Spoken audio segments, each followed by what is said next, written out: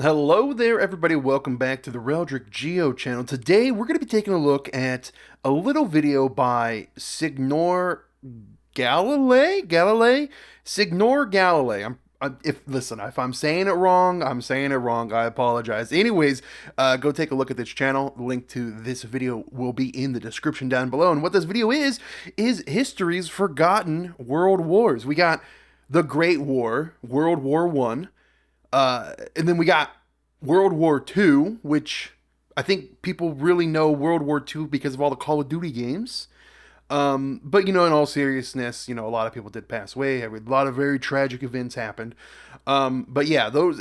If you think World War, a war on the grand scale of the world, people think World War One, World War Two, but Signore Galilei here says there's some world wars that have been forgotten. Planet scaled wars, or maybe just the known world wars, right? I don't know. I don't know what the wars he is speaking of in the video, so I guess that's the whole point of watching the video, is to find out what he's talking about. Um, anyways, let's get into the video, yeah? World War I and World War II were the most devastating wars of the 20th century. With True. a combination of scope and scale unparalleled in history, it makes sense that these two conflicts have the special title of World War. They aren't, however, the only two wars in history that spanned across the world, and these previous worldwide wars can teach us a lot about imperialism and global history. Let's explore. Before we get into Imperialism, and I wonder, maybe it's like a war that scales from the colonies of different European countries, right? Like, say, I don't know, the British, the French, the Spanish. You maybe like a war set on with them, but that also reached to their colonies, and of course they had colonies all across the world. So maybe that's the world wars that we'll be finding out in the video. the forgotten world wars, let's discuss the geographic scope of the two actual world wars. Okay. World War I was fought from 1914 to 1918 between the Central Powers of Germany, Austria-Hungary, the Ottoman Empire, and Bulgaria, and the Allied Powers, or Entente, led by France, Britain, Russia, Italy, Japan, and the USA. There was fighting in Europe, the Middle East, Africa, Asia, and Oceania, and naval battles across the world's oceans. There weren't any land battles in the Americas, but countries like the US and Brazil were directly involved. The Allied powers eventually won, though Russia was plunged into civil war. World War II was even more widespread. Hold on. Russia is always at a civil war of some sort, right? It just feels like Russia is always in a war within itself, or a war within, its neighbors, or, a war with its former selves. Like when it was the Soviet Union, it broke off. That's the whole Ukraine thing going on right now, right? Ukraine used to be part of the Soviet Union. After the Soviet Union's collapse, Ukraine, and other countries splintered off and away. They created their own countries, and then I think like Russia's like one of the main reasons Russia said they were attacking Ukraine was to get rid of any like Nazi uprising in Ukraine, and to relinquish Donbass, because Donbass wanted to become part of Russia again or something. So, anyways, Axis powers led by Germany, Italy, and Japan they redacted the Gamidian. fighting the Allied spread, with the Axis powers led by Germany. He redacted the Gamidian, guys. I know everyone says swastika, but here, listen. It's got nothing to do with the swastika, right? It's the Gamidian. It's a crooked cross. It's a Catholic cross. But yeah, it's a Catholic cross called the Gamidian. It's not an actual swastika, but it's in the lexicon. It's like it's swastika. But hear me now. It's called a Gamidian. And he redacted it, probably because YouTube will flag it and make the video not get pushed out to people. Italy, and Japan fighting the allies of World War II, formerly called the United Nations, led by the UK, the USSR, the USA, and China. More than 50 nations were involved from the late 1930s to the Allied victory in 1945.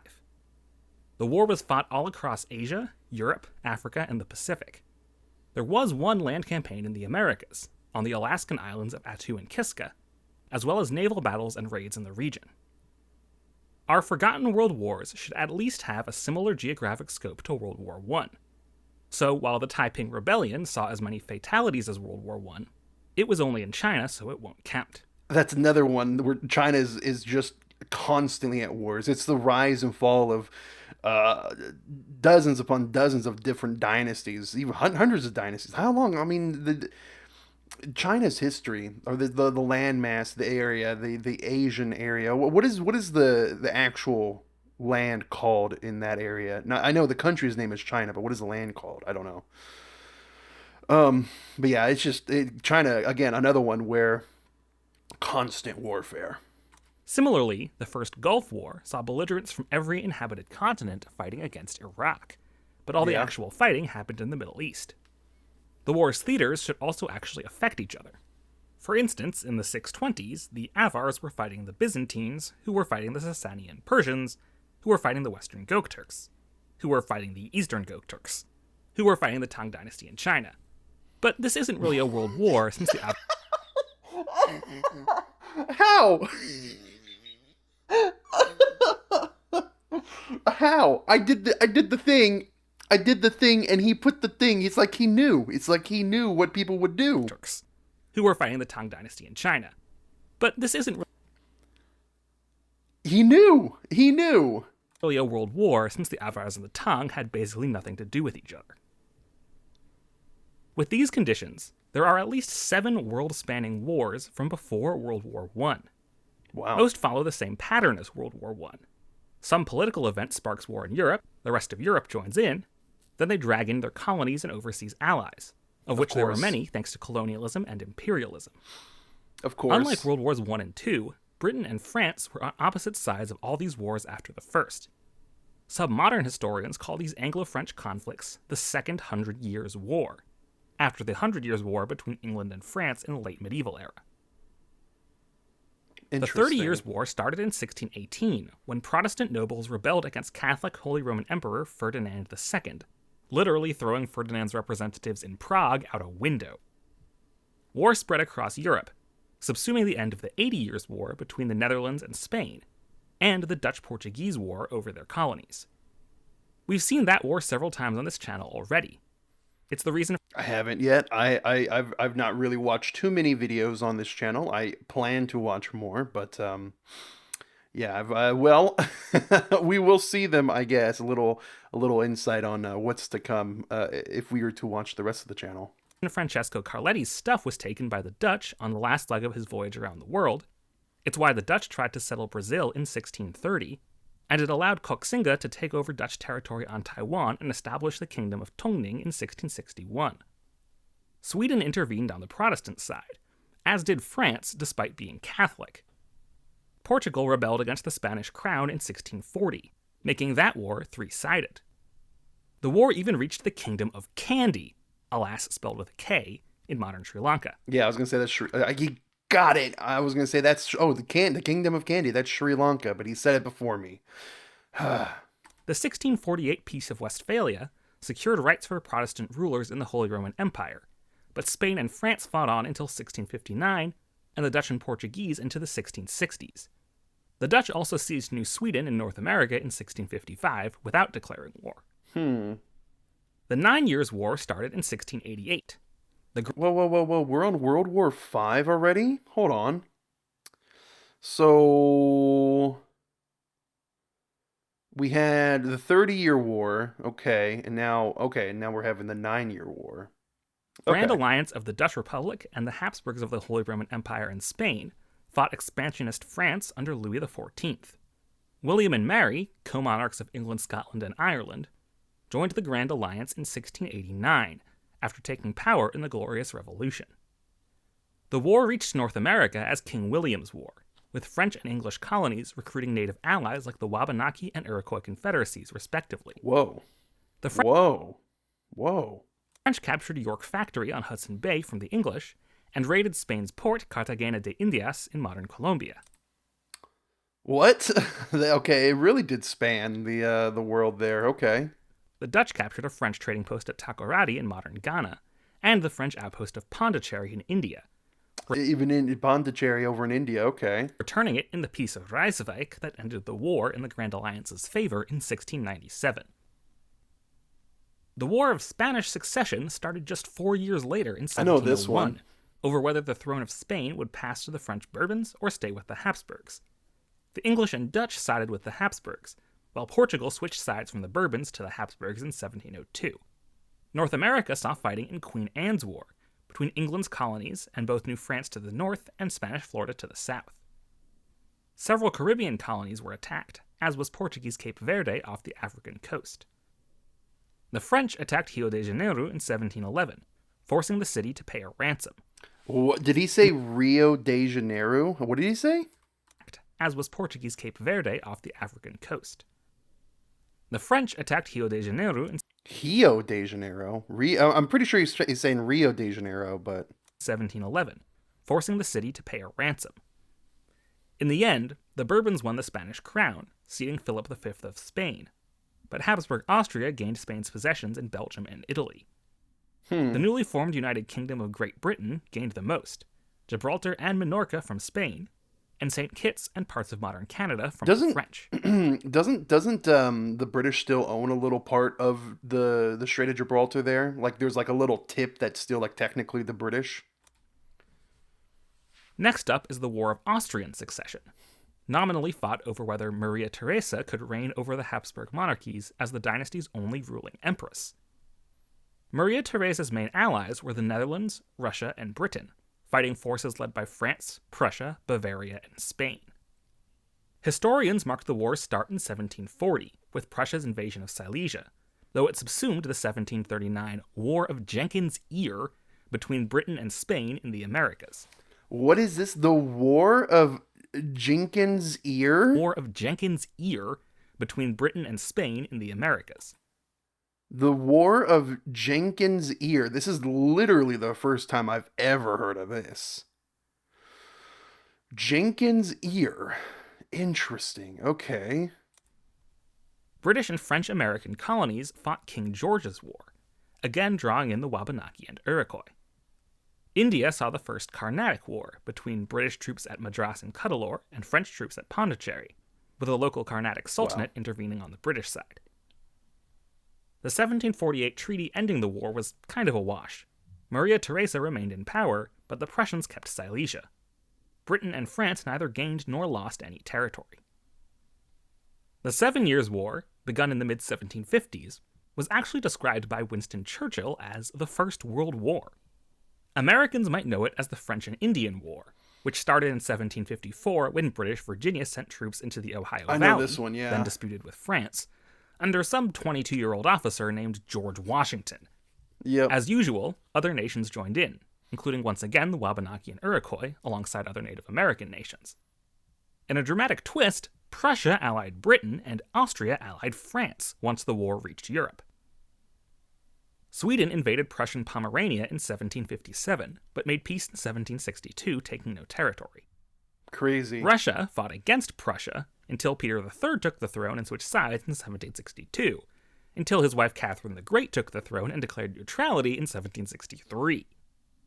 France and Spain invaded Portugal in 1762, sparking the so-called Fantastic War, which spread to Spanish and Portuguese colonies in South America. Fantastic The War? Third Carnatic War in India saw France taking Cuddalore but failing at Madras, and the British taking Pondicherry. The British Royal Navy Cuddalore? Cuddalore? took ports in Senegal and French Caribbean colonies. And the Spanish colonial cities of Whoa, Havana wait, took wait, ports wait, in wait, Senegal. what happened? And the Third Carnatic War in India saw France taking Cuddalore but failing at Madras, and the British taking Pondicherry. The British Royal Navy took ports in Senegal and French Caribbean colonies. And the Spanish colonial cities of Havana in Cuba and Manila in the Philippines. The 1763 treaties of Paris and Hubertusburg ended the war, with France ceding its colonies in mainland North America to Britain and Spain. After the 7 Years' War, Britain was running out of money and started taxing its American colonies.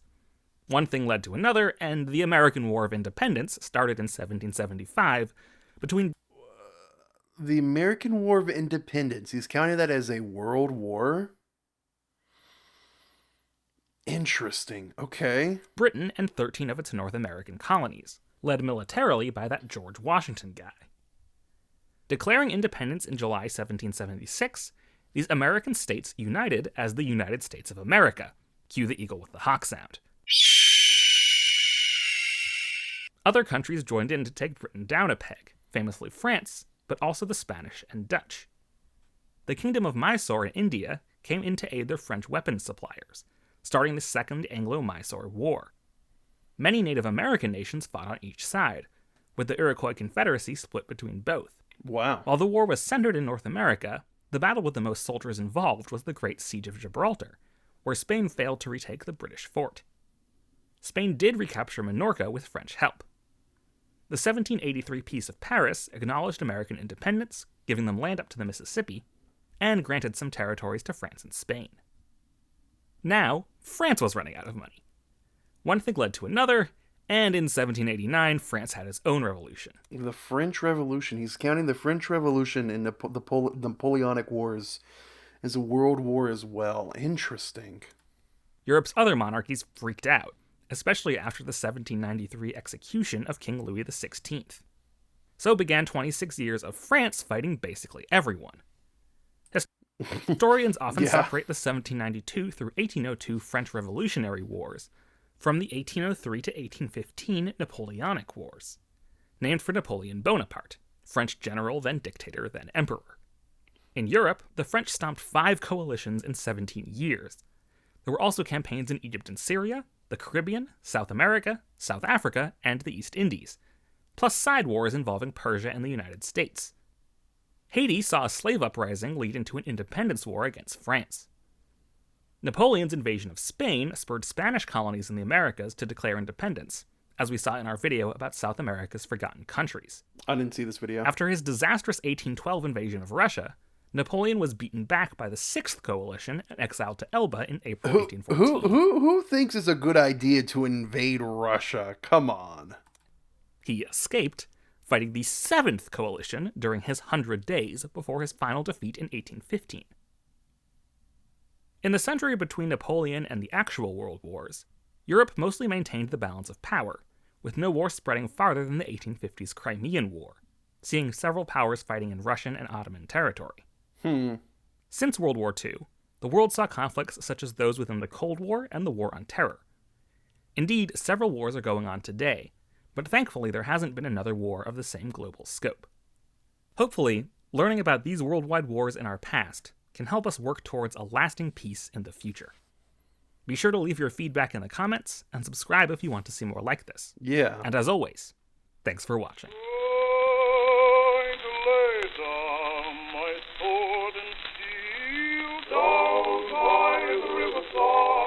Okay. Well, there we go, guys. Some wars, yeah. So I think what we can learn from this is, it's usually the British and the French's fault, right? All these other world wars, it all goes back to the British and the French. And colonialism to a large degree. I wonder though, I mean, I'm sure if you think of, well, I guess in this context, world war literally means war around the world. So all continents essentially, except for, Antarctica.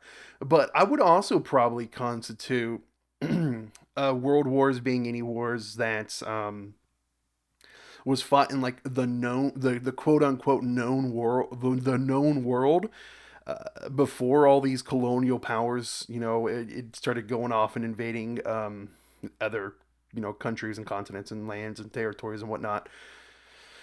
I would have to look into see some of those because I'm actually really interested in that aspect as well. I mean, this is pretty cool, right? Well, I say this is pretty cool. We're talking about war, so of course it's not cool. It's cool learning the facts and the history of it. Um, but yeah, I mean, a lot of these, like, I feel like this video was like a little taste, a little history, a little taste of some history, like a little sampler platter, so to speak. And I want to, I need to look into these other wars a lot deeper. um, Interesting. I really like this, but yeah, I think it all comes back down to the British and the French. So yeah, guys, without further ado, please go take a look at the channel. The link to this video will be in the description down below. And now it's time to read some comments. I like how France and Britain are never left out of every war. The Seven-Year War truly was just as broadly fought as the actual World Wars, and for that reason, I call it World War Zero. I always considered the 7 Years' War as World War Zero, but I've never heard about the 9 Years' War. For the 9 Years' War, you could have mentioned the Holy League's simultaneously ongoing war against the Ottomans in the so-called Great Turkish War. Looks like the Dutch were involved in all but one of the global wars you mentioned. Great video, keep up the good work. This is probably the only channel on YouTube I know that I would describe as criminally underrated. Definitely criminally underrated. Interesting how, despite involvement from other countries worldwide in modern wars, the actual fighting is pretty much contained in one country or region. Vietnam, Korea, Ukraine, anything the US did in the Middle East, Palestine, etc. All have financial supply bankers from all over on both sides, but warfare very contained. Exceptions being the occasional extremist attack in Europe or the U.S. Yeah, it's definitely it's like a game. It's like a game for all these countries and like and these particular countries are their their you think of it like it's a war gaming tabletop game, right? These countries are coming in, they're gonna have this big old battle. We got to have the map. Oh, what's the map today? Oh, it's Korea is gonna be the map. All right, and then that's where all the fighting's happening, right? Just to like contextualize it a little bit, I guess. Quality choice of topic. Keep up the great work. I was looking for the exact answer to if there was any wars before World War One that would be considered World War. Great video. In 1814, we took a little trip along with Colonel Jackson down the mighty Mississippi. This is like a song or saying or something. I don't know. Gotta appreciate that the biggest U.S. victory of the war happened after the treaty was signed. I don't know. I don't know this. I don't know that. I don't know. Like I should know it, but I don't know it. I personally think the 30 Years' War, an early modern period, at the very much underrated. A lot of things were we associated with the medieval period probably actually happened way more and were more apparent during the early modern period because of that war. And I'm including the second half of the 15th century. It's also fucking hilarious that it started as a religious war and ended up with multiple states of all kinds duking it out and begging beginnings of Europe becoming a land of proper nations with set territory borders and all the wonderful things that would happen because of it. Mouthful. Great video, great work. Greetings, heart. Okay. I actually learned something here. This is a great video. The best channel is Bank. Very enjoyable rundown. Dude, you are goated. Keep up the good work. Great video. Good video. Love the Alex Gordon appearance at While the Taiping 145. Rebellion saw as many fatalities as World War I, it was only in China, so it won't count. I don't know. Um, Thank you for using the correct Austro-Hungarian flag. Always loved 7 Years' War. It had so much fucking influence in the whole world and saw action everywhere. I still don't get how it's not the first World War. It's a weird statement to say. I've always loved the 7 Years' War. You and Churchill both, I suppose. This is pretty wide-reaching. Also interesting how George Washington of all people helped start it. All right, let's look at some of the new comments. Would love to see a video about other obscure early modern wars like the Crimean War, Russo-Japanese War. The 30 Years' War kind of suffers the same problem as the war you mentioned with Avars. In all 7 Years' War, just a small Navy skirmish, excluding maybe some North American wars are intercontinental because of colonies. I wouldn't really call the American War of Independence a world war. Napoleonic Wars maybe, but they're loosely connected. Still waiting for that third season? I have no idea. Oh, Third World War. Got it. Why the random one shot of Cubs versus Indians? Lol. It's a strikeout. Video idea: history's lesser known or forgotten confederacies. Or you can make it title about America's lesser known or forgotten confederacies. Definitely could be interesting. There's some weird ones. Um, is World War II actually World War IX? How close are we to World War X? Like Albert Einstein once said, I do not know with which weapons World War X will be fought, but I fought what? I do not know which weapons World War X will be fought, but World War XI will be fought with sticks and stones.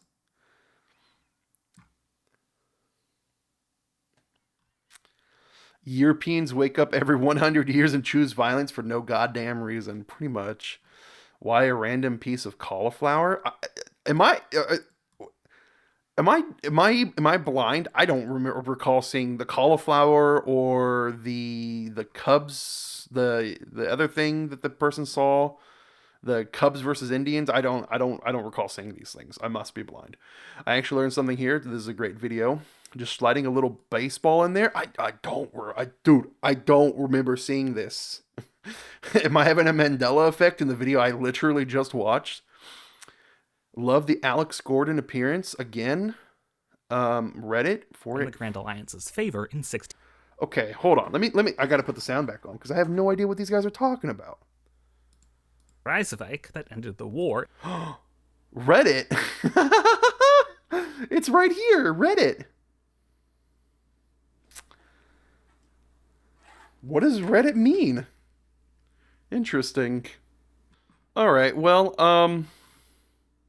yeah, that's some comments, right? Oh, this is it. That's the very first comment right here. Yo, new video was the very first comment.